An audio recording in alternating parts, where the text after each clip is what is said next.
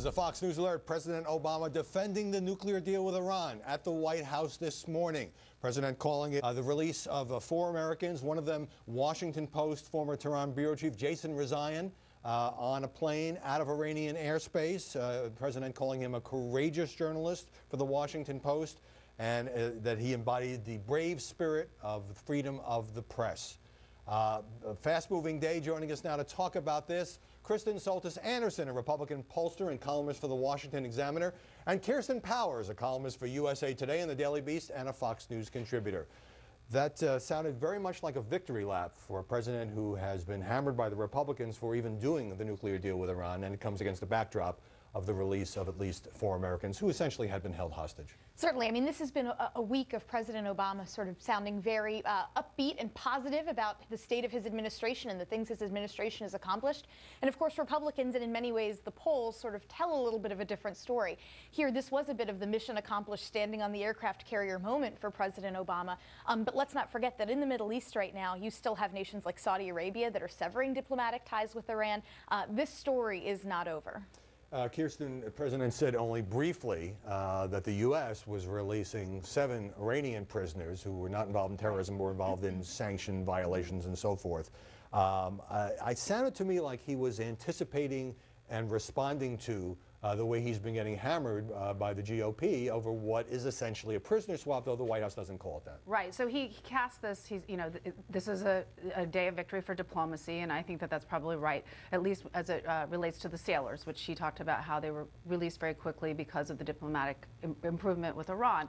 I don't think it's quite as fair to say that the release of the prisoners was a diplomatic victory, because it was in fact a swap, and it really wasn't even a prisoner swap. It was a hostage swap. It was people in Iran being held hostage. They were not criminals. They were not actually convicted of anything in any kind of legitimate way, versus the people in the United States who were actually convicted criminals, and they were convicted of aiding Iran.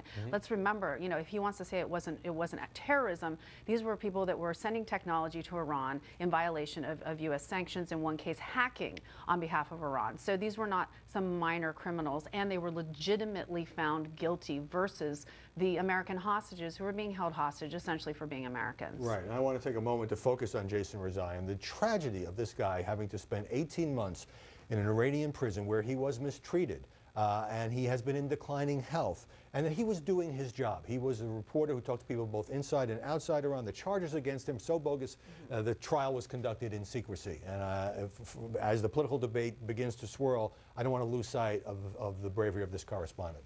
I think for many reporters who are covering this story, it's personal. It feels different than other stories, because this is someone who could be your colleague. This could have been you. This could be, and I think that will in many ways reflect the coverage of this story as we move forward, and the debate rages about whether the swap was a good deal for the United States or not. Yeah, it was interesting that President Obama didn't lead with the release of these Americans, which is a happy story. Even I acknowledge what you say.